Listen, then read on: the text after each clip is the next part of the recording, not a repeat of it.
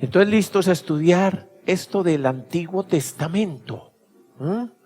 Listo. ¿Cómo les ha ido a ustedes con el Antiguo Testamento? Cuéntenme a ver. ¿Han empezado a leerlo o no? ¿Qué han leído del Antiguo Testamento? Cuéntenme. El Génesis, el Éxodo por acá, los Salmos, el Levítico. Pero me están diciendo de verdad o simplemente, sí. ¿Y qué es lo que más les ha gustado? Tobías. Ve a Tobías por allí. Reyes. ¿A usted le gustó mucho Reyes? Tiene grandes aspiraciones usted. Isaías el profeta. Los proverbios, ¿ya? Y hay algunas partes medio difíciles, ¿o no? Sí, todo. Les ha parecido algunas cosas así como medio complicadas, como que no entienden. ¿A quién? A ver, ¿a quién le ha parecido como alguna parte? Levanten la mano, porque ustedes le van a preguntar a los que no han levantado la mano, porque ellos son los expertos. Esos tienen que ser expertos en todo eso. Esa literatura del Antiguo Testamento que se nos ha conservado, precisamente en la Biblia, con razón no es fácil. Pues es que piense nomás esto. Cualquiera de esos libros tiene más de 2000 años. Hablemos del Antiguo Testamento. Cualquiera de esos libros tiene más de 2000 años de escrito. En unas circunstancias, en una cultura, en unas realidades bien diferentes.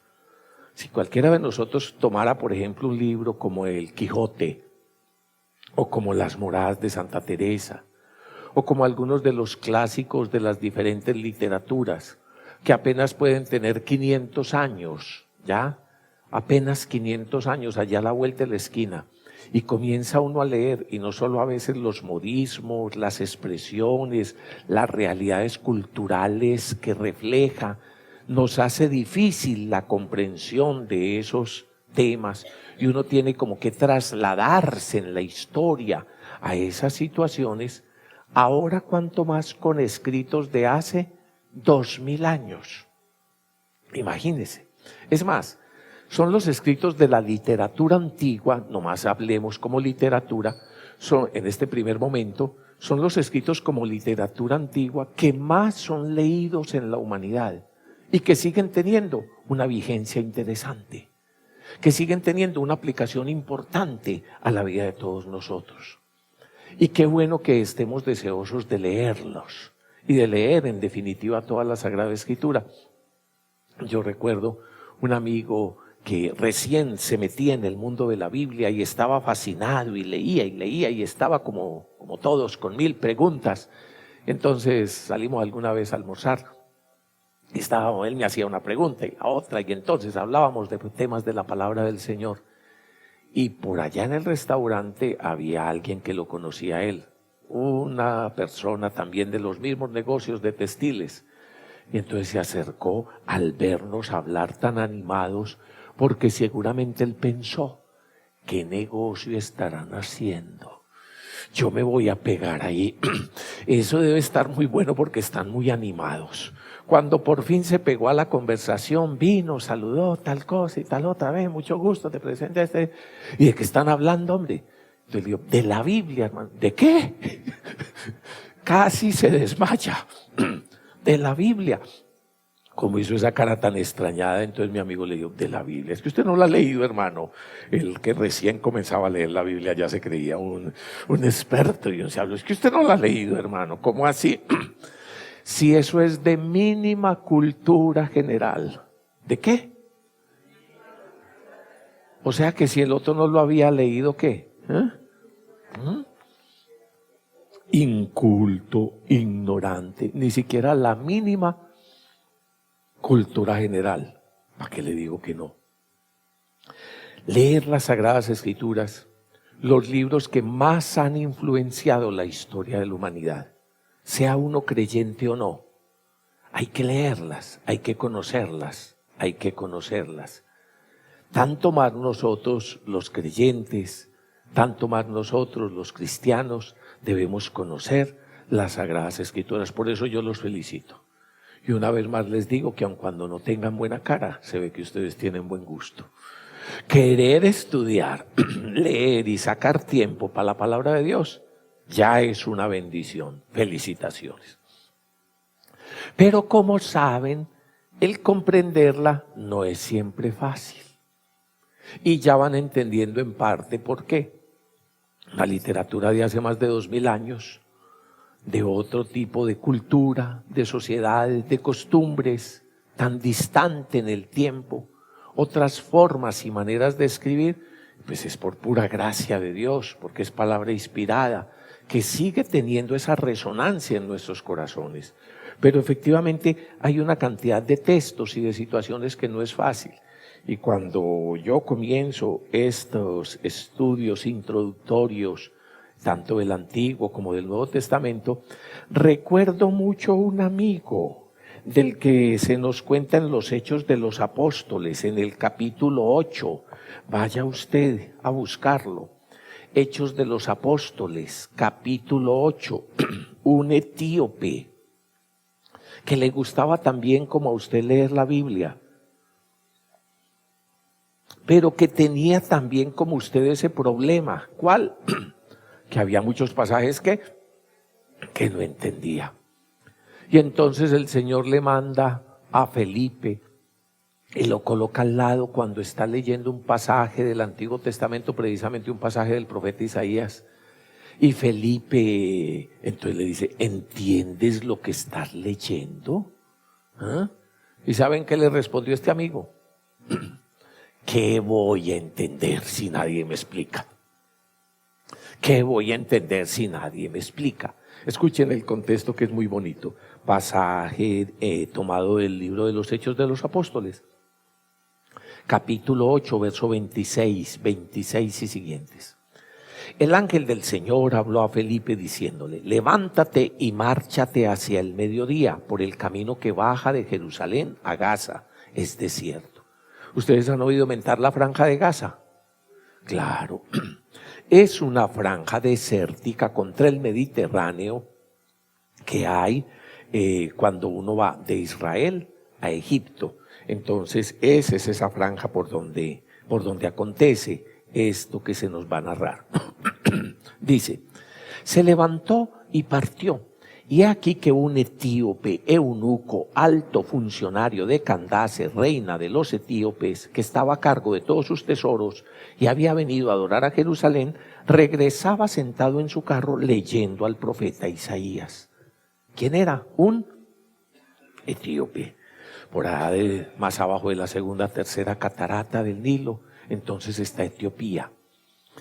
Se habían dispersado por muchas partes algunas de las tribus de Israel.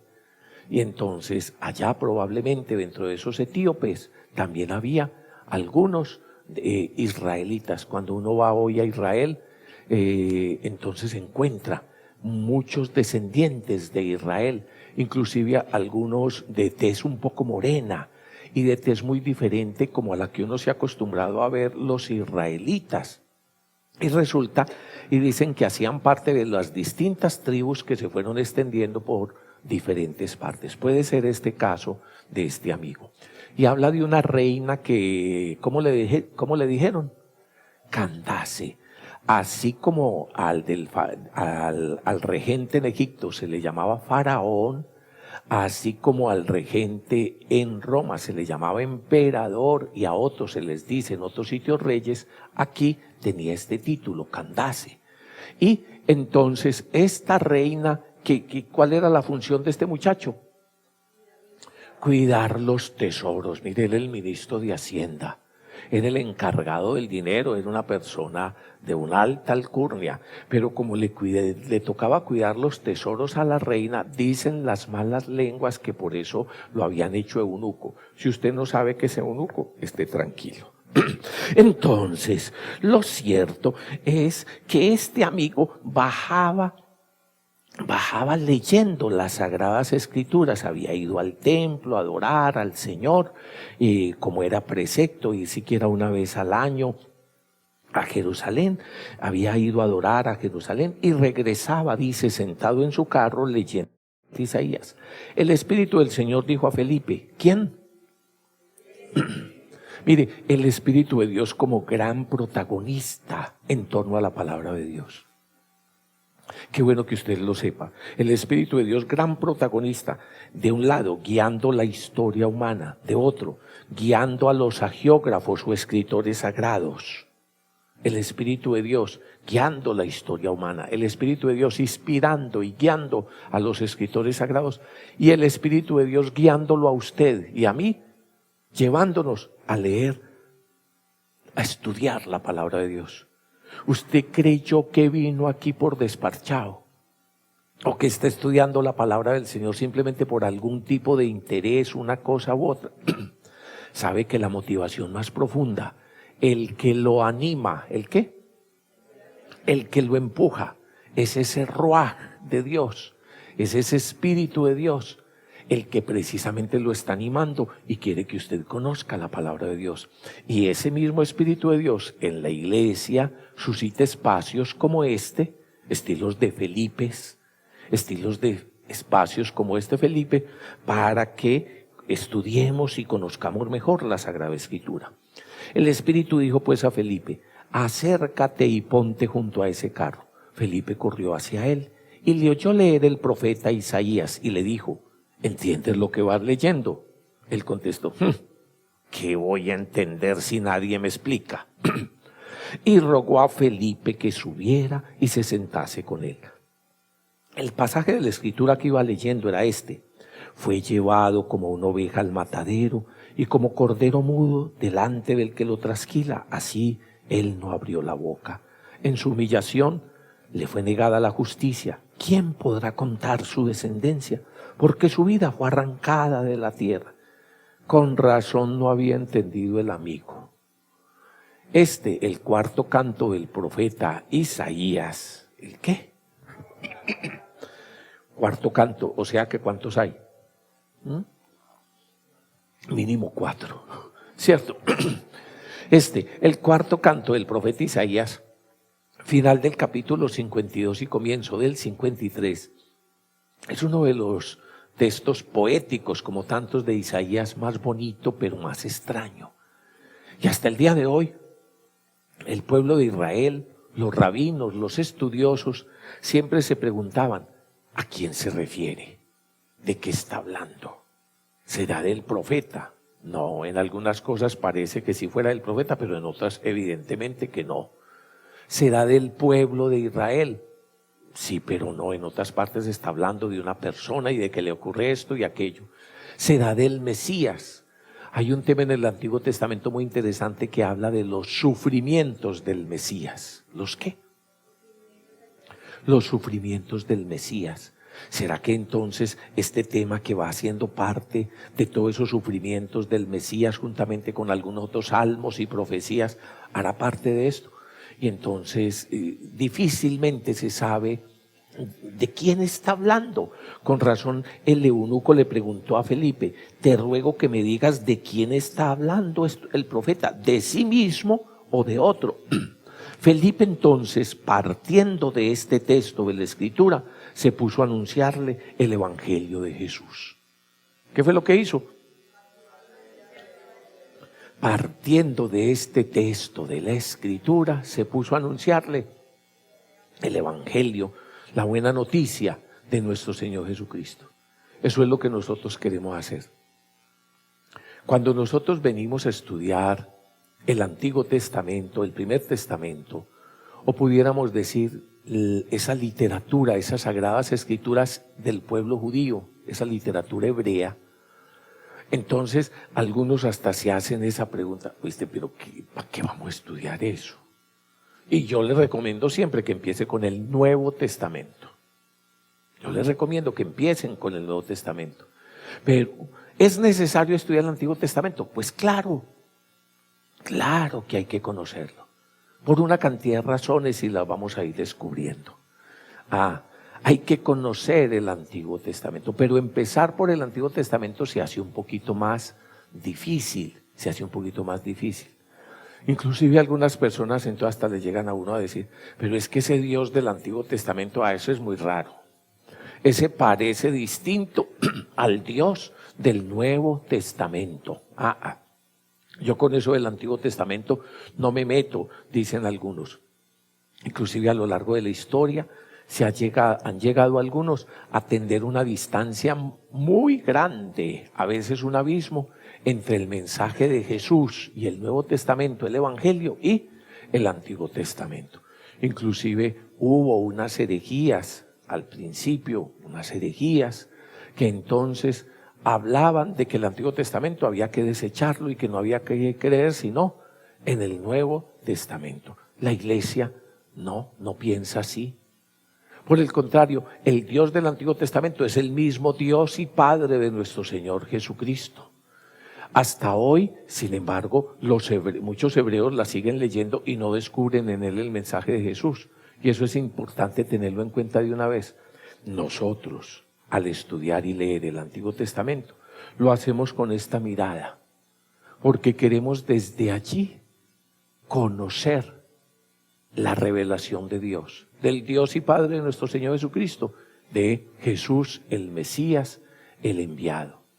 Entonces escudriñamos las Escrituras en toda esa historia de la salvación y partiendo desde allí queremos llegar a conocer a Jesús el Mesías. Él mismo nos lo dijo: escudriñen las Escrituras porque ellas hablan de mí.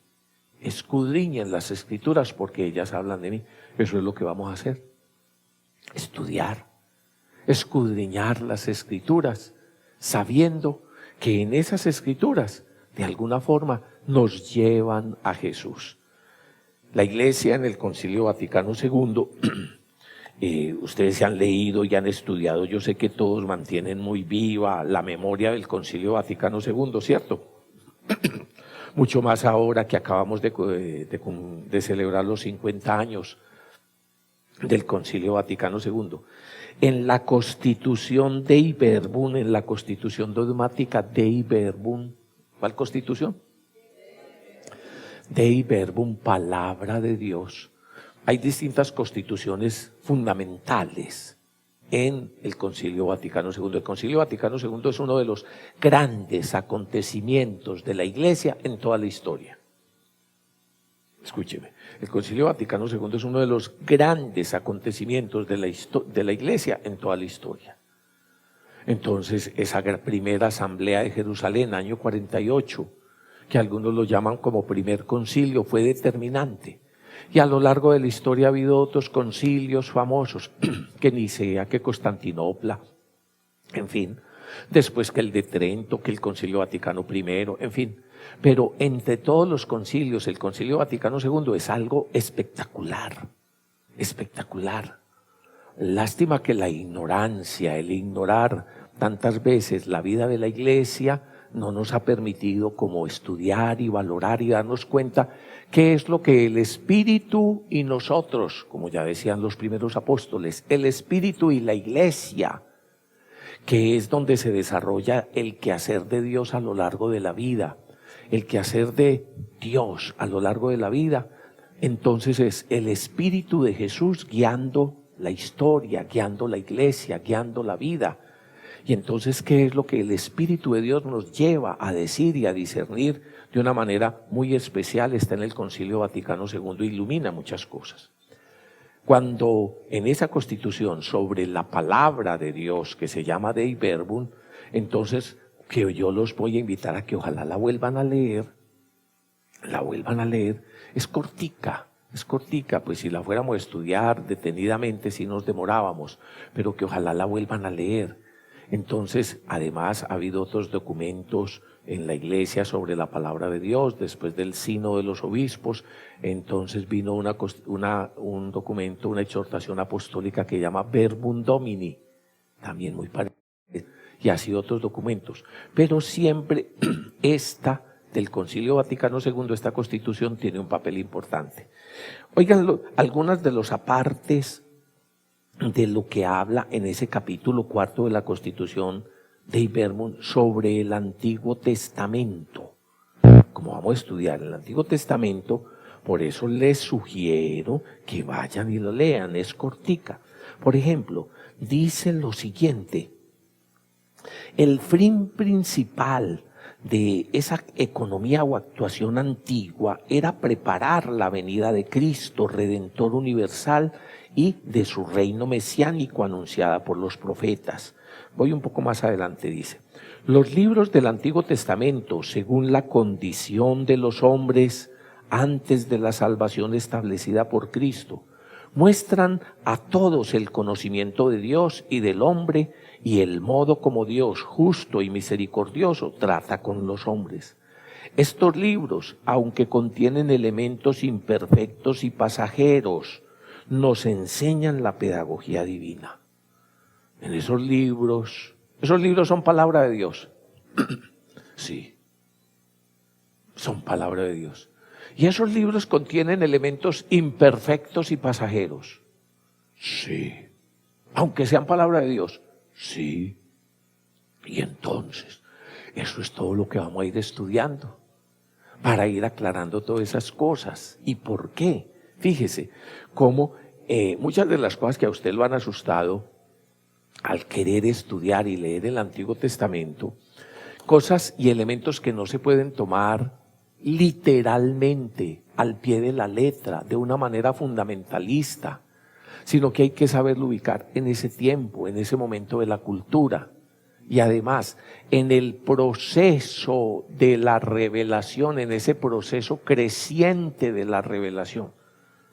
Revelación, o sea que Dios se revela, que Dios se muestra. Proceso creciente como Dios se va revelando, sí.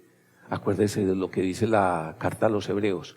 Antiguamente, en muy distintas circunstancias, habló Dios a nuestros padres a través de patriarcas y profetas, pero al llegar la plenitud de los tiempos nos ha hablado a través de su Hijo Jesucristo.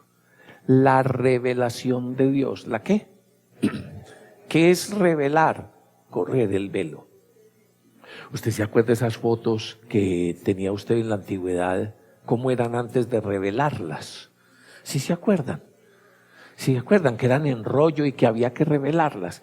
¿Se acuerda que usted se llevaba una sorpresa cuando al revelar el negativo usted quedaba peor en la revelación que en el negativo?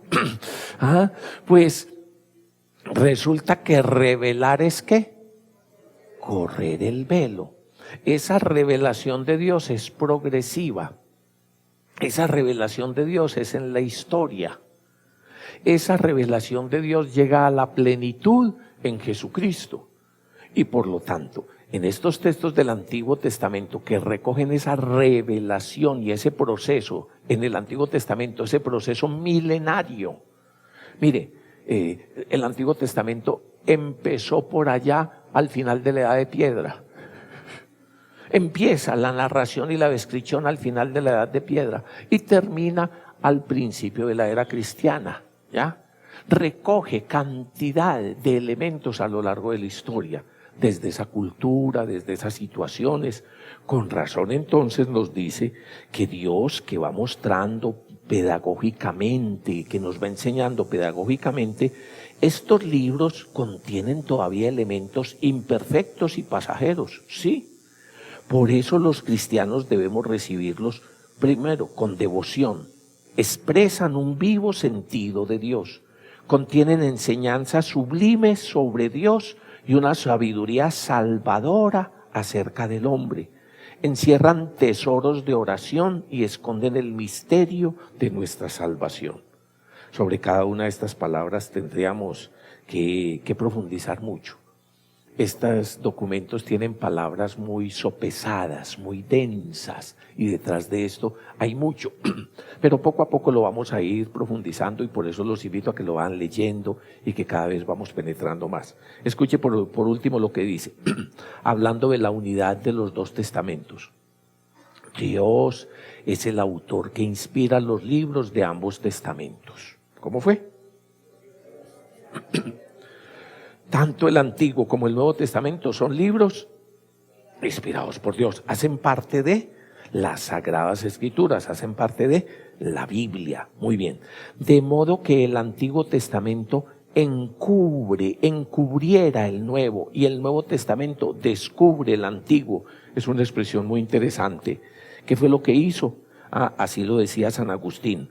El Antiguo Testamento, ¿qué es lo que hace?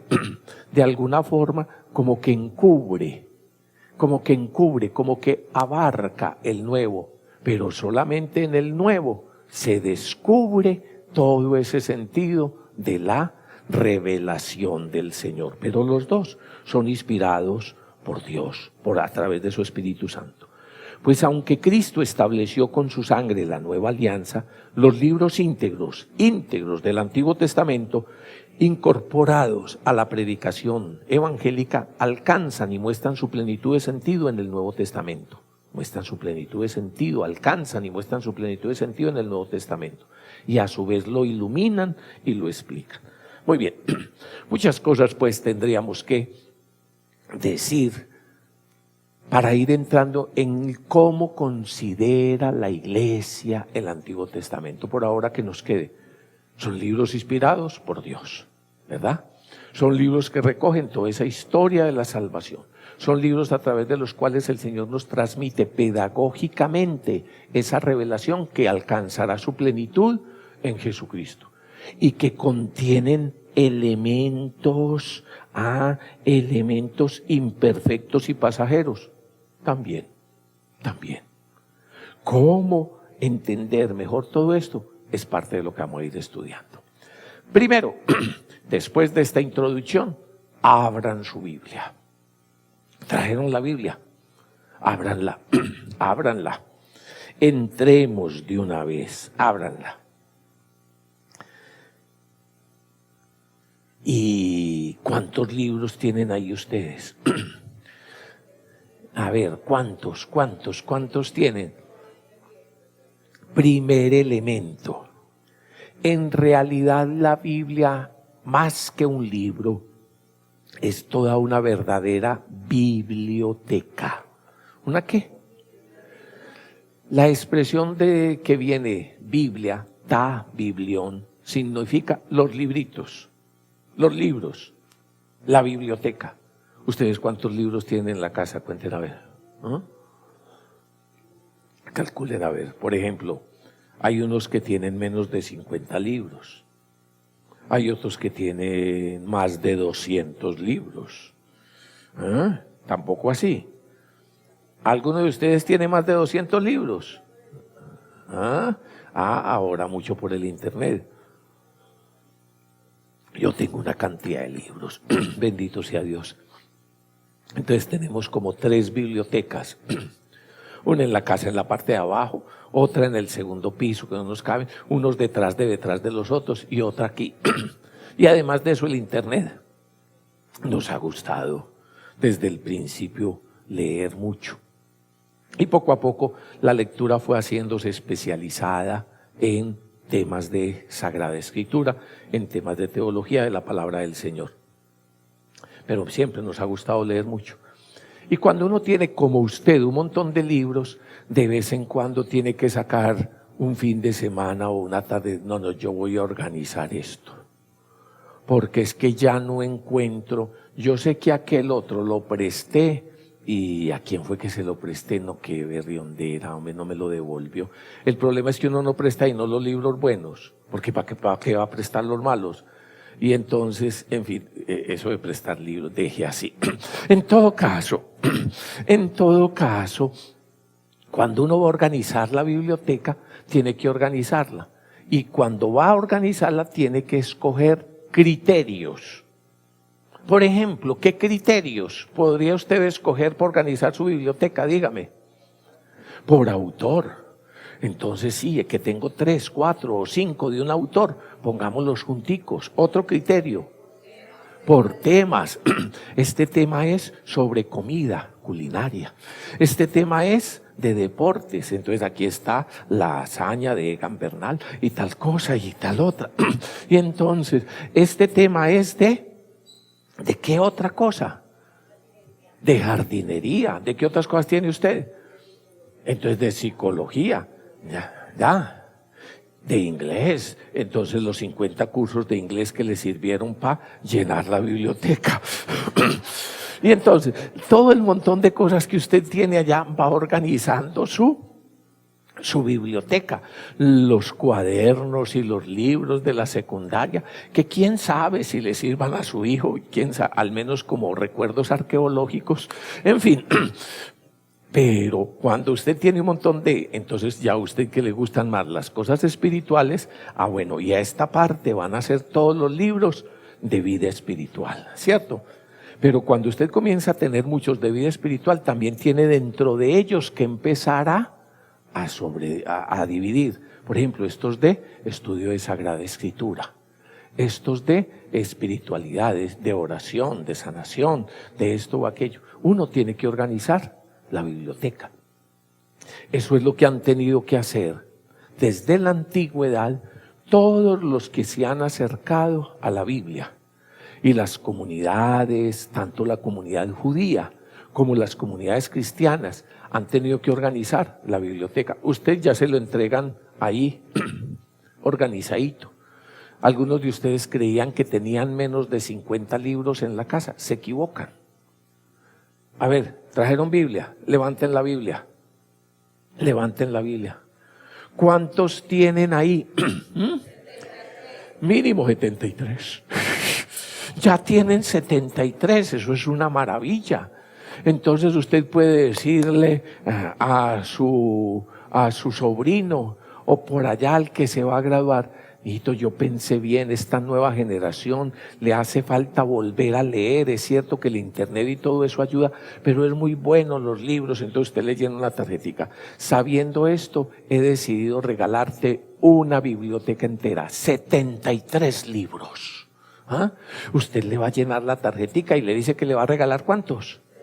73 libros. Ay, se echará para atrás. Pero usted le sigue diciendo: pero tranquilo, mijo, que mire, va a haber libros de poesía, libros de amor, hasta de sexo.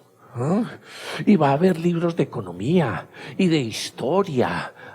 Y va a haber los libros famosísimos de la literatura universal. Entonces de pronto así comienza a llamarle la atención. Y después usted entonces le organiza muy bien el regalo con un moño. ¿Y qué le va a llevar? Una Biblia. Una Biblia. Pero con toda esa introducción, seguramente que él quizás se sienta inquieto. De verdad que las Sagradas Escrituras, la Biblia, más que un libro, es una verdadera biblioteca, donde hay 73 libros escritos durante más de 2000 años, escritos durante más de 2000 años, por cantidad de autores distintos y en muy diferentes géneros literarios. Muy diferentes géneros que... muy diferentes géneros literarios. Y esa es una de las cosas importantísimas para entender tanto el Antiguo como el Nuevo Testamento. Que en las Sagradas Escrituras hay ¿qué? ¿Hay qué?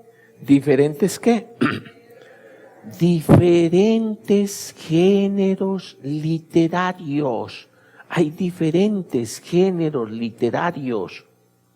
Mire, esto es importantísimo. Porque, a ver, primero, vamos en una forma muy sencilla a explicarles qué es un género literario. Son las distintas formas o maneras de comunicarse que utilizan hombres de determinada época y región para comunicar determinados contenidos. Y esa es la forma suave. Esa es la definición técnica. ¿Qué son los géneros literarios? Las diferentes ¿qué? Formas, vaya diciéndolo conmigo, que quién sabe si al decirlo lo entienda. Son las diferentes formas o maneras de comunicarse utilizadas por hombres de determinada época y región para transmitir determinados contenidos. ¿Cómo así? ¿Se acuerda cuando usted cumplió 15 años? ¿Quiénes se acuerdan cuando cumplió 15 años? Sobre todo las mujeres, ¿no? Claro, es que a nosotros nos negriaron. Entonces, cuando ustedes cumplieron 15 años, ¿se acuerdan que les llenaron el Facebook, les llenaron el Twitter, les llenaron el Instagram, a toda esa cantidad de WhatsApp que les llegaron? ¿Sí se acuerdan que les llegaba de todo eso? ¿No? ¿Cómo que no? ¿Por qué? No existían. No existían, porque ustedes son del Antiguo Testamento. ¿Qué les mandaron a ustedes? Tarjeta, esquelas, tarjetas divinas, dicen allí. ¿Qué más?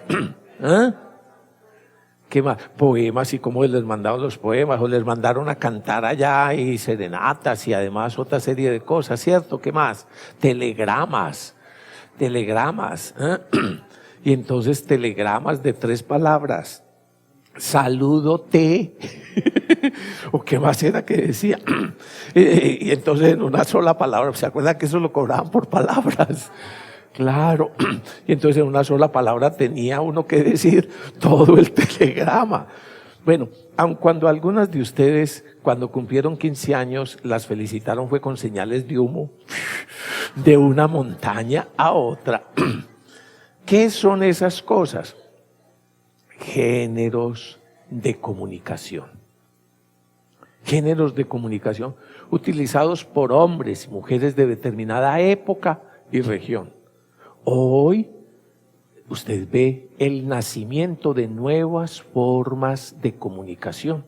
El WhatsApp, entonces el Facebook y otras formas que evidentemente cuando usted y yo éramos jóvenes, esas formas de comunicación no existían. Estaban otras, que ya inclusive van entrando en desuso, y que comprenderlas, si usted hoy le manda a un muchacho un telegrama, se saca un ojo. Claro, porque son propias de determinada época y región. Ahora, otra cosa. Los géneros literarios es también para comunicar determinado tipo de contenidos. ¿Cómo así? Según lo que uno vaya a comunicar, es más propia una manera u otra. Y eso es importante de tenerlo en cuenta. Para uno expresar el amor, para uno expresar los sentimientos, entonces para eso ha surgido la lírica, la poesía, la música, inclusive otras formas de arte. Son una forma de expresión más fácil para los sentimientos. En cambio, la normatividad, la conducta y otra cantidad de cosas es más fácil expresarla en un género como ley, como normativo. Quizás algunos de ustedes son abogados. Y entonces, o mínimo pueden abrir por allá, el Código de Derecho Civil, el Código de Derecho Penal o la Constitución Nacional. Y entre más claras y definidas sean las palabras, los conceptos, y se defina, aun cuando todo eso va a necesitar hermenéutica. ¿A quién va a necesitar? ¿A doña qué? Doña hermenéutica. Vino. O sea, ¿cómo interpretar eso? ¿Qué dijeron? Pero precisamente, entre más claras y definidas las normas, mejor propicia el conocerlo, el cumplimiento y todo ese montón de cosas. ¿Qué tal que usted entonces se le declare a la novia en un género literario de leyes? Artículo 1. Teniendo en cuenta que los que en adelante se llamarán tal cosa y tal otra, entonces determina que tal cosa, romántico, ¿cierto? Supremamente acogedor. Fíjese que usted determine las leyes de un país o las leyes a través de las cuales se rige una negociación o cualquiera con un poema. No, pues, si se da cuenta que es según lo que uno vaya a expresar. Esto es muy importante tenerlo en cuenta. ¿Por qué? Porque según el género literario es donde uno tiene que aprender a leer lo que me están diciendo a través de ese género de expresión. Y si yo tomo con literalidad, es que ahí dice, mire, es que aquí dice, tomo con literalidad lo que está allí expresado, termino tergiversando el sentido de lo que se está diciendo. Tal cual. Les voy a traer un ejemplo. Uno de los más bellos textos de la Sagrada Escritura en género poético es el cantar. Tanto que es tan bello que lo han llegado a llamar el cantar de los cantares. Como decir en la novela de las novelas. Como decir en la ley de las leyes. Y al decir en el cantar, ¿qué decimos? El cantar de los cantares. Escuchen, por ejemplo, en el capítulo 4 que dice: qué bella eres, amada mía, qué bella eres, palomas son tus ojos a través de tu velo, tu melena cual rebaño de cabras que ondulan por el monte Galaad. Tus dientes un rebaño de ovejas de esquileo que salen de bañarse y todas tienen melliza y entre ellas no hay estéril. Tus labios una cinta de escarlata, tu hablar encantador, tu mejillas como cortes de granada a través de tu velo, tu cuello la torre de David. A ver, está bonito, porque ustedes saben entender. Ahora lo van a tomar literalmente. ¿Cómo así literalmente? Lo que dice ahí, lo que dice ahí.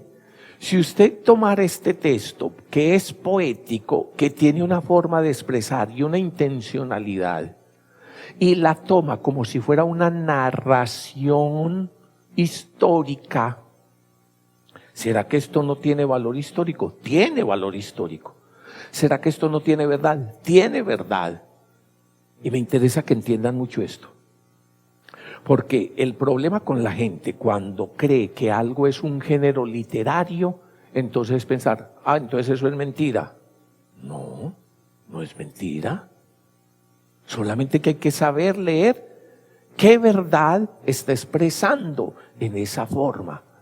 Entonces, muchas personas que ignoran esto y que precisamente tienen una manera de leer la Biblia fundamentalista, literalista, y por lo tanto sacan las cosas del contexto cultural y terminan diciendo unas barrabasadas y terminan haciendo unas barrabasadas, es por no entender estas cosas mínimas del lenguaje, mínimas de la cultura y la comunicación, los géneros literarios y los distintos géneros que se dan a lo largo de las Sagradas Escrituras, en las cuales y a través de los cuales Dios habla.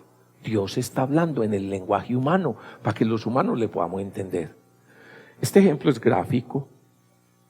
Usted acabó de escuchar parte de un poema preciosísimo, parte de un poema que es muy precioso, en las categorías y en la forma de ese cantar y de esa poesía de ese pueblo, que revela tantas cosas de ese pueblo.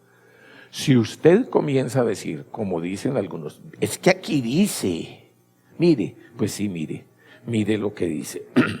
Qué bella eres, amada mía, qué bella eres. Palomas son tus ojos. Vaya poniéndole palomas. Póngale un par de palomas en los ojos, a través de tu vela. Tu melena cual rebaño de cabras que ondulan por el monte Galaad. ¿Usted se acuerda de Despeinada? Despeinada.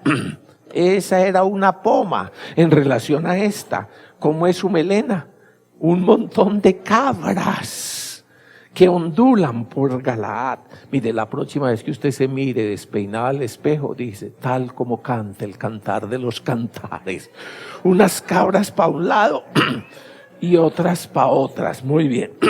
¿Qué más sigue diciendo? Tus dientes, un rebaño de ovejas de esquileo que salen de bañarse, todas con mellizas. Entonces un montón de ovejas, y fíjeselos ahí metidas. Tus labios, una cinta de escarlata. Tu hablar encantador, porque anotaría lo del hablar en las mujeres. Tu hablar encantador. Tus mejillas como granadas partidas. ¿Ah? Tus mejillas un par de granadas. Tu cuello una torre, la torre erigida de David, llena de trofeos. 1000 escudos penden de ella. Tus dos pechos como dos crías de gacela que pasen entre lirios. ¿Ya me entendió? Oiga, pobre esperpento, ¿no? Pobre esperpento. Pero no, es un poema precioso.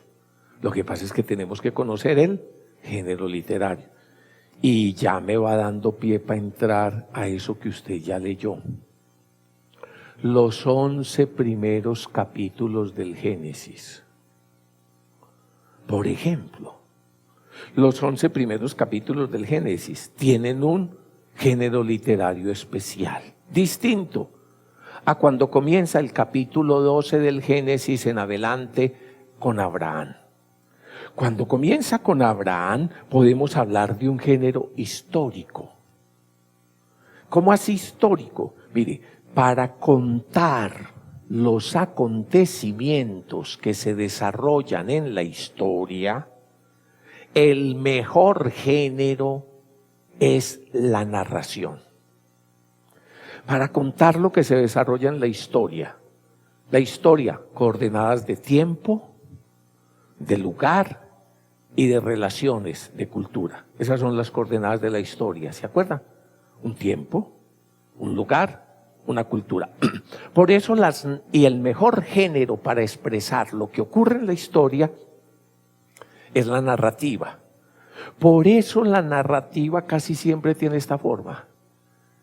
En aquellos tiempos, o en el año de tal, en la mañana, o en la tarde, o al caer de la noche, en aquella región, entonces en tal sitio, o en tal parte, o en tal país, o en tal cosa, entonces va narrando el tiempo, la geografía y la cultura. En el país de tal, entre tales personajes, y comienza a contar. La narrativa es el género natural de la historia. Por eso usted va a encontrar un montón de libros históricos narrativos. Fíjese cómo comienza el capítulo 12. Vaya, abra el capítulo 12 de su Biblia, del Génesis. Del Génesis, donde le digo que hay una ruptura. Génesis capítulo 12, donde le digo que hay una ruptura en relación a los 11 capítulos anteriores. Génesis capítulo 12. Yahvé Dios dijo a Abraham: vete de tu tierra, de tu patria, de la casa de tu padre, a la tierra que yo te mostraré. De ti haré una gran nación. Entonces nos va contando eso precioso. Después dice: marchó pues Abraham como se lo había dicho Yahvé. Con él marchó Lot. Tenía Abraham 75 años cuando salió de Harán. Tomó Abraham a Sarai su mujer y a Lot su hijo, hijo de su hermano, hijo de su hermano, con toda la hacienda que había logrado, y él y el personal que había adquirido en Harán, y salieron para dirigirse a Canaán. Llegaron a Canaán, atravesó tal cosa. ¿Sí se da cuenta? Está hablando de sitios concretos. Supone que la gente medio sabe de qué época. Cuando no, entonces, por ejemplo, un texto como el Evangelio según San Lucas nos va a decir: en el reinado de tal, en el año tal, del imperio tal, en tal cosa. Y entonces así la narrativa nos va contando acontecimientos de la historia. Pero hay distintos géneros. Otra cosa es la poesía. Otra cosa es lo sapiencial. ¿Qué es lo sapiencial? Lo sapiencial es la forma como se transmite la sabiduría de un pueblo de generación en generación. ¿Qué es lo sapiencial? Es la forma como se transmite la sabiduría de un pueblo de generación en generación. Y hay muy distintas formas. Una de las más preclaras formas de transmitir la sabiduría es en pequeños aforismos, dichos, ¿ya? Otra en anécdotas, otra en leyendas, otra en mitos. Pero el más conocido por ustedes son los dichos.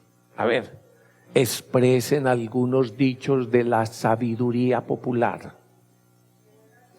Al que buen árbol se arrima, ¿eh? Buena sombra le cobija.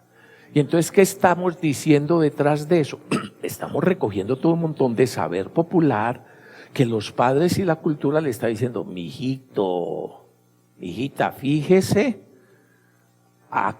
con quién anda, porque dime con quién anda y te diré quién paga, y te diré quién eres. Ya, ¿qué más? No hay mal que por bien no venga. Es otra expresión que algunos lo traducirán, perder es ganar un poco, pero no hay mal que por bien no venga. ¿Qué más? Árbol que nace torcido, utilícelo como columpio. Ya, ¿qué más? A esa ya la cobijó, ¿qué más?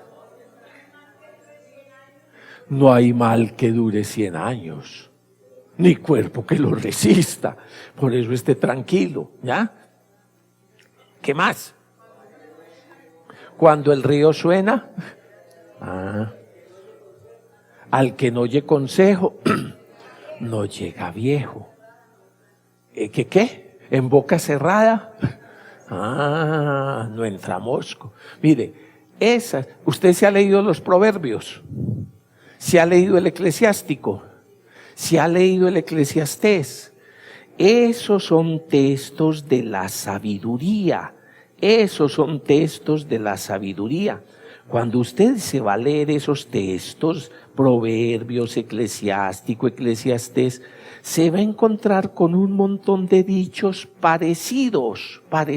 Es más, muchos de los dichos que han pasado en nuestra cultura son sacados de la Biblia. Seguramente que nuestros abuelos, tatarabuelos los escucharon en la proclamación de la liturgia o leían la Sagrada Escritura y comenzaron a ser parte de nuestra riqueza cultural. ¿Ya? En la Sagrada Escritura hay un montón de dichos y uno tiene que aprender a buscar qué es la verdad que dice a través de o el poema o el dicho. No lo puede tomar literalmente, sino buscar qué es lo que me quiere decir, qué es la verdad que me quiere transmitir.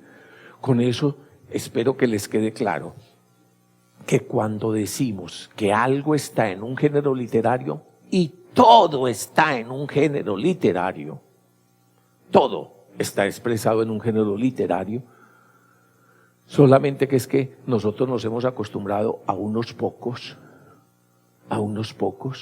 todo está expresado en un género literario, en un género de comunicación, entonces no significa que porque esté expresado en determinado tipo de género literario no tenga verdad histórica, no tenga verdad. Hay que descubrir qué tipo de verdad y cómo le está transmitiendo. Le dije que, por ejemplo, los primeros 11 capítulos del Génesis no pretenden ser históricos. No es que ningún cronista, ningún periodista, ningún paparazzi, ni ningún redactor está detrás de Dios. Estoy esperando que se decida a crear. Ya por fin va a crear. Esperen, en el principio creó tal cosa. En este primer día hizo tal otra, en el segundo hizo tal, en el tercero, esperen. Después que está tomando un poco de barro, que está haciendo tal cosa, que ahora don Adán tal cosa, que ahora doña Eva tal cosa. No, ¿quién va a ver allá? Para que escriba. ¿Quién va a ver para que tome nota? Evidentemente es un género de expresión. Tendríamos que hablar entonces, de todas formas, inspirado por Dios, pero un género de expresión a través del cual está reflexionando la comunidad creyente sobre los orígenes, y lo está expresando de una manera que podamos entender la verdad fundamental que allí nos quiere Dios transmitir. Ya lo estudiaremos cuando estudiemos despacio esos primeros 11 capítulos del Génesis, que son unos de los que más presentan problemas al interpretar la Sagrada Escritura. Y que presenta una cantidad de preguntas, preguntas que no tienen sentido. Y es que hay preguntas que no tienen sentido, claro. Entonces no van a tener sentido las respuestas a preguntas que no tienen sentido. Ahora que tienen fresca el tema del Cantar de los Cantares, entonces preguntas que no tienen sentido. ¿Y cómo hicieron esas ovejas para metérsela en la boca? ¿Ah? ¿Y qué se puso para que el cuello fuera tan alto? ¿Ah? ¿Y cómo hacía para ver si tenía ahora un par de palomas en los ojos? Esas son preguntas que no tienen sentido, y más tonto el que las responde. Y más tonto el que empieza a responderlas.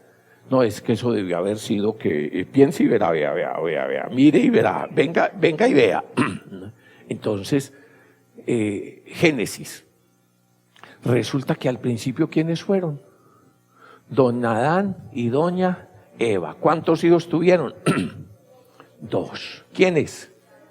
Caín y Abel. ¿Y qué fue lo que hizo Caín? ¿Quiénes quedaron? Entonces quedó Adán, Eva y Caín.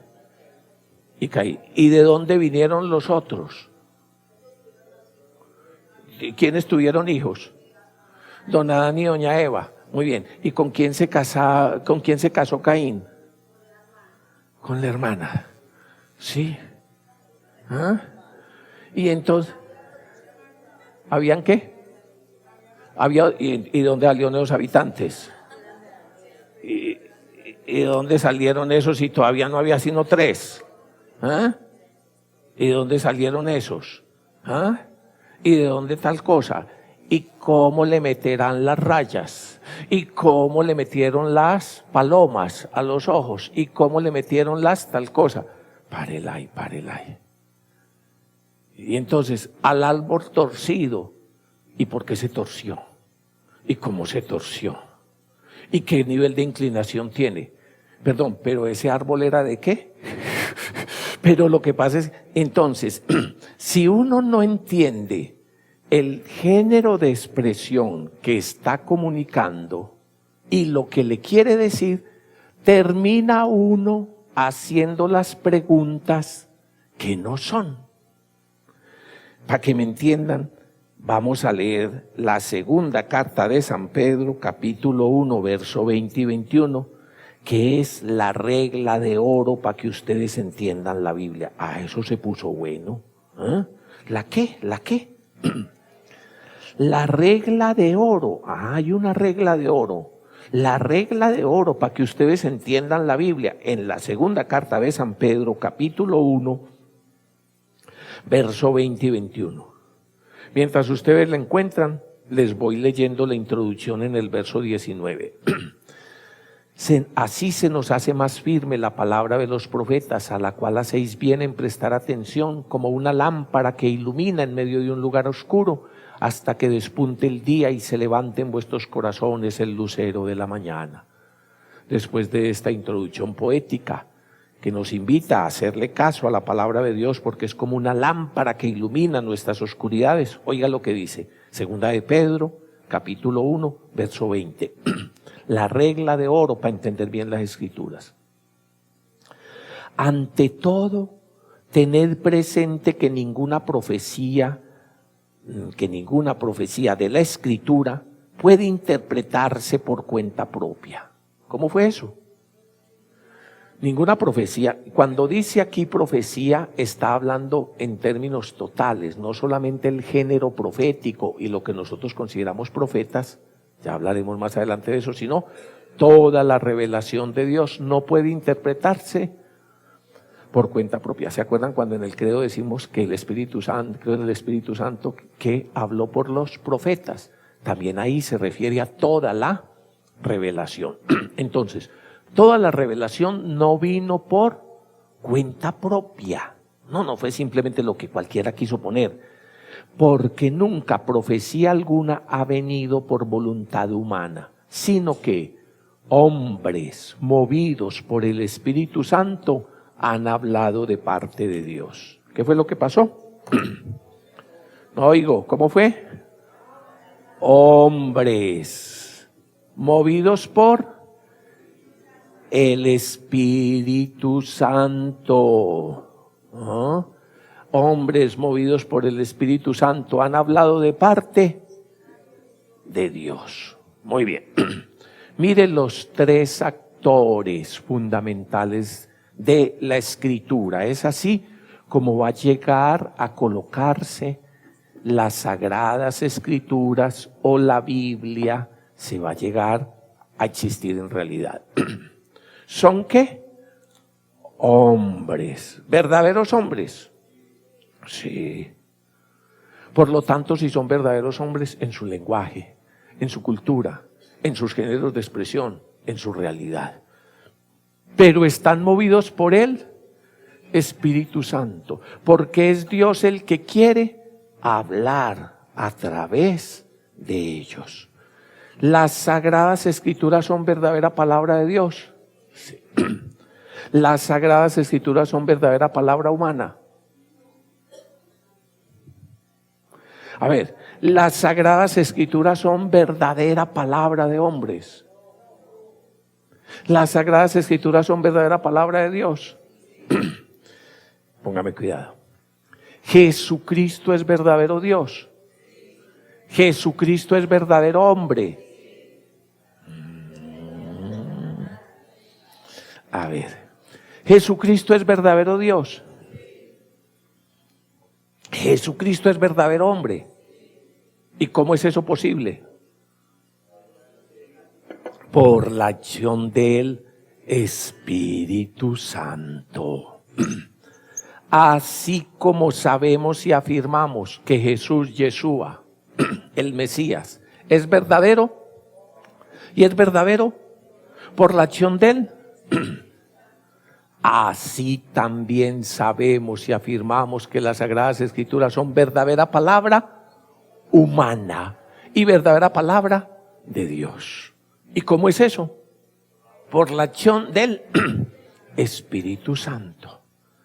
Y si usted no tiene en cuenta esas cosas tan mínimas, y ven cómo se equivoca uno de fácil, ven cómo se equivocan de fácil, porque entonces uno dice, la Biblia es la palabra de Dios, es Dios que mejor dicho se las dictó ahí.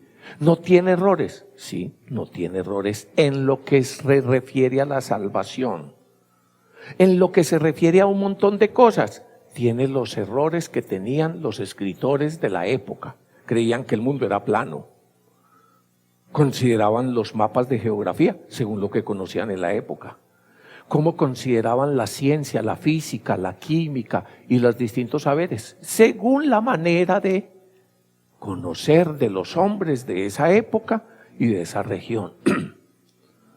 Y entonces, que sí se van dando cuenta, qué bueno que vamos entrando en estos temas, porque eso es lo que nos va a permitir descubrir qué es lo que Dios, por la acción del Espíritu Santo, a través de esos hombres, me quiere decir. ¿Cuál es la regla de oro para leer la Escritura?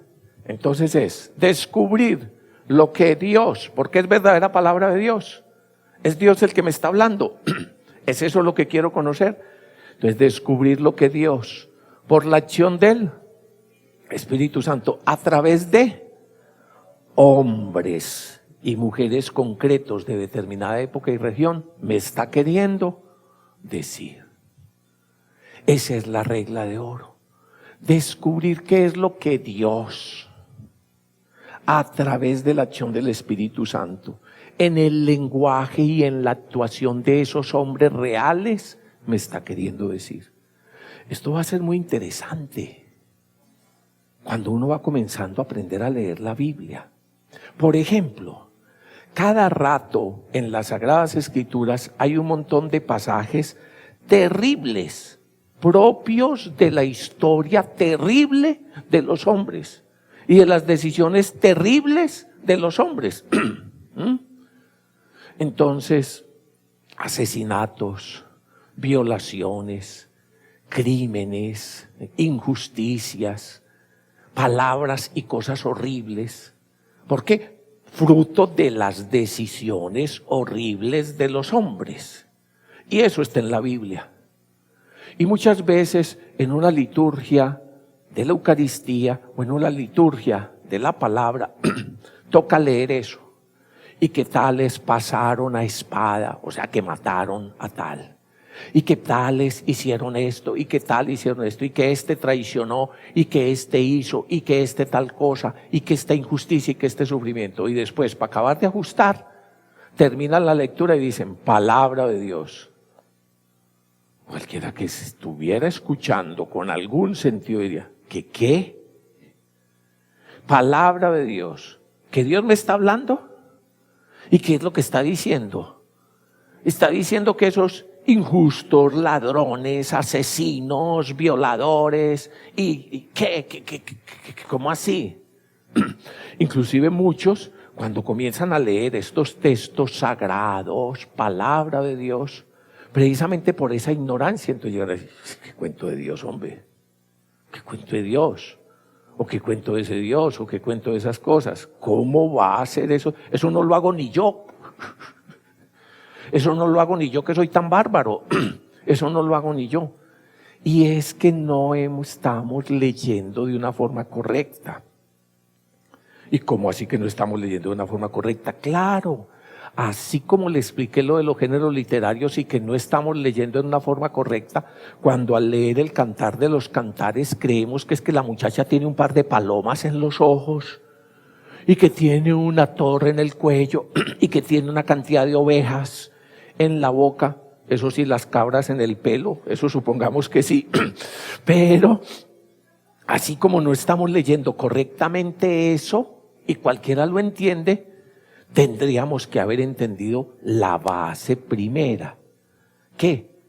Que es Dios por la acción del Espíritu Santo. En estas gestas, en estas luchas, en estas realidades humanas, ¿cómo me está hablando? ¿Qué es lo que me está diciendo? Descubrir qué es lo que Dios, por la acción del Espíritu Santo que inspiró esas escrituras y que hoy nos inspira y se hace pleno en Jesucristo, ¿qué es lo que nos está diciendo en todas esas cosas de hombres? Ya se aprendieron la regla de oro. ¿Qué es lo que vamos a buscar cuando leemos la Biblia? Descubrir qué es lo que Dios me está diciendo, palabra de Dios, por la acción del Espíritu, a través de hombres, realidades concretas. Ustedes lo entendieron ahí mismo cuando les pregunté, ¿Jesucristo es verdadero Dios? ¿Jesucristo es verdadero hombre? Sí, ahí mismo lo entendieron. Y hay un montón de cosas que ya nosotros entendemos tan obviamente de Jesús como hombre. A Jesús le daba hambre. Nunca en las Escrituras nos dice que Jesús fue al baño. Y no era que sufriera de estreñimiento, sino que era una cosa tan obvia y tan normal que cualquier bobo lo comprende, ¿ya? Y que le daba sueño, pues también le daba sueño. Y que si se hería, que allá cuando estaba en la carpintería, que más de una vez se machucó y dijo, ay Dios mío. Ya, entonces, y que cuando lo crucificaron comenzó a botar sangre y se desangró. Claro, claro. ¿Por qué? Porque es lo propio de ¿quién? De un hombre, pero que a la vez está lleno del Espíritu Santo, fue engendrado por el Espíritu de Dios, está guiado por el Espíritu de Dios, es el Mesías. Y en todo actúa Dios, ¿para qué? Para mostrarnos su palabra, o sea, para revelar lo que Dios quiere sobre esta vida humana, sobre los seres humanos. ¿Sí ven? En Jesucristo Dios nos está revelando su voluntad sobre la vida, nos está hablando. Jesucristo es la palabra de Dios, verdadero hombre y verdadero Dios. Estas escrituras estas escrituras, precisamente por la acción del Espíritu que guía la historia, guió a los agiógrafos, así se dice, escritores sagrados, agios, santo, grafos, escribir, los escritores sagrados, agiógrafos. El Espíritu Santo guió a estos hombres para que leyeran, contaran, iluminados por la acción del Espíritu Santo, utilizando todas sus capacidades y posibilidades desde su realidad cultural para que nos transmitieran la palabra de Dios. Las Sagradas Escrituras no tienen error en cuanto que se refiere a nuestra salvación. Es lo que se llama la inerrancia. No tienen error. En cuanto a lo que se refiere a nuestra salvación, sí. En cuanto a las cosas normales de la cultura humana, eran las categorías y cosas normales de las Sagradas Escrituras. No pretenden ser un vademecum, un libro de respuestas a cuanta tontería se le ocurra al ser humano. No pretenden ser eso. No le interesa hacer eso. Bien decía alguien que las Sagradas Escrituras explican no cómo es el cielo, sino cómo ir al cielo. Explican no cómo es el cielo, eso es cuestión de estudios de la astronomía y de la física y de una cosa y de la otra. Pero sí lo que nos explican es cómo ir al cielo, cómo ir al Señor. Ahora pueden entender, por ejemplo, esta expresión de la Dei Verbum, que nos dice que las Sagradas Escrituras tienen a Dios como autor. A ver, les voy a leer una partecita que yo sé que ya ustedes la van a ir entendiendo. En el numeral 11 de la Constitución Dei Verbum, la revelación, ¿la qué? Usted ahí mismo se acuerda del negativo y del positivo. ¿Qué es revelar? Correr el velo. La revelación que la Sagrada Escritura contiene y ofrece ha sido puesta por escrito bajo la inspiración del Espíritu Santo. Amén. La Santa Madre Iglesia, fiel a la fe de los apóstoles, reconoce que todos los libros del Antiguo y del Nuevo Testamento, con todas sus partes, son sagrados y canónicos, en cuanto que escritos por inspiración del Espíritu Santo. Todos los libros del Antiguo y del Nuevo, con todas sus partes. No es que esta cosa tan horrible, sí será verdad. Hay unos textos terribles.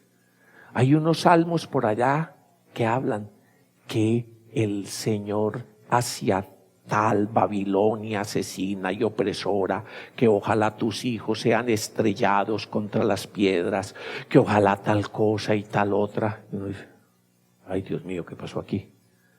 Y eso también, sí, pero ¿cómo entenderlo? ¿Cómo leerlo? Eso es lo que vamos a aprender. ¿Qué es lo que Dios, a través de todas esas barbaridades humanas, hubo barbaridades, claro, desde el principio? Entonces lo que nos está diciendo, por ejemplo, en ese género especial de que Caín mató a Abel, en ese género especial, lo que pasa con Adán y con Eva. Entonces, ¿qué es lo que Dios me está queriendo decir? Eso es lo que vamos a ir aprendiendo. ¿Qué es lo que Dios? Pero toda la Sagrada Escritura es inspirada por Dios, sí. Antiguo y Nuevo Testamento, con todas sus partes. Y tiene verdad, claro, la verdad que corresponde a mi salvación, que es la que tengo que aprender a leer. Pero no significa que entonces como Caín mató a, pues en la Biblia dice que Caín mató a Abel, entonces usted mate a su hermano. Pues no, eso no es lo que está diciendo. Sigue diciendo pues, entonces nos dice que reconoce la Iglesia que todos los libros del Antiguo y del Nuevo Testamento, con todas sus partes, son sagrados y canónicos. Canónicos significa norma de nuestra vida, en cuanto que escritos por inspiración del Espíritu Santo. Trae un montón de textos allí que en otro momento hacemos referencia. Tienen a Dios como autor, en cuanto que escritos por el Espíritu Santo, ¿qué? Tienen a Dios como autor. ¿Dios es el autor de la Sagrada Escritura? Sí. Y como tales han sido confiados a la Iglesia. En la composición de los libros sagrados Dios se valió de hombres elegidos, que usando todas sus facultades y talentos, de este modo, obrando Dios en ellos y por ellos, como verdaderos autores, pusieron por escrito todo y solo lo que Dios quería. ¿Los autores sagrados son verdaderos autores? Sí. ¿La Biblia es palabra de hombres? Sí. ¿Y palabra de Dios? Sí, a la vez. Como Jesucristo es verdadero Dios y verdadero hombre. Fíjense esta otra partecita y con esto vamos terminando. En el numeral 12 dice, Dios habla en la Escritura por medio de hombres y en lenguaje humano. ¿Cómo es? Habla en la Escritura por medio de hombres y en lenguaje humano. Por lo tanto, el intérprete de la Escritura, para conocer lo que Dios quiso comunicarnos, ¿para conocer qué? Debe estudiar con atención lo que los autores querían decir y Dios quería dar a conocer con dichas palabras. Para descubrir la intención del autor hay que tener en cuenta, entre otras cosas, los géneros literarios. Es lo que les estoy tratando de explicar. ¿Sí se dan cuenta? Muy bien. Como ven, ahí nos vamos metiendo en el mundo del Antiguo Testamento. Les dije que íbamos a ver cómo se organizaba la biblioteca y no alcancé a organizar la biblioteca. Mejor dicho, perdí la traída. ¿Cómo así? Miren, así organizan los hebreos su literatura hebrea. ¿En cuántas partes? 3 grandes partes, que ellos llaman la Tanakh o Tenakh. ¿Cómo? Tanakh o Tenakh. A ver, se las pongo por aquí. La T, que hace referencia a la Torá, ¿ya? N, que hace referencia a Neviín o los profetas, y K, que hace referencia a Ketubín o los otros escritos. El Antiguo Testamento, los hebreos, la Biblia hebrea, entonces el Antiguo Testamento tiene esta parte, también la llaman entonces Tenakh o Tanakh, para referirse a cómo ellos fueron organizando las Sagradas Escrituras, porque les dije que es toda una biblioteca. Entonces, la parte más importante es la Torá, que son los 5 primeros libros que aparecen en la Biblia, que nosotros la hemos conocido más con el nombre griego, Penta, o sea 5, Teuco, los 5 libros que se guardan en el estuche. Esa es la Torá. Después están los profetas, que ellos consideran un poco más amplio de lo que normalmente nosotros consideramos como profetas. Hay profetas anteriores y posteriores, les explicaré después. Y después están los Ketubín, o los otros escritos, Entonces, cuando ellos piensan en el Antiguo Testamento, palabra de Dios, palabra inspirada por Dios, esa Biblia hebrea, entonces ellos la dividen así, en estas 3 grandes partes. ¿Comprendido? Pero yo las puedo dividir distinto. Sí, usted tiene la posibilidad de dividirlas distinto. Y para la próxima clase, usted va a mirar en su Biblia cómo está dividida y qué libros tiene. Y cómo es el problema ese con los deuterocanónicos. ¿Ya? Y cómo es ese problema de las Biblias católicas y las no católicas, ¿ya? Y entonces, lo primero que vamos a hacer para poder penetrar ya en el mundo del Antiguo Testamento, además de estas introducciones que vamos haciendo, es ver qué es lo que comprende, cuáles son las partes, cómo se divide, y nos vamos a ir metiendo cada vez más en este mundo maravilloso de la palabra de Dios desde el Antiguo Testamento. Pues qué bueno que hayamos podido compartir e irnos metiendo en la Biblia. ¿Se les quedaron algunas cositas? Bueno, me hacen el favor y van poniendo con rojo a ver qué se les va quedando, porque yo veo que ustedes se van a volver expertos en la Sagrada Escritura. Que el Señor los bendiga. Yes,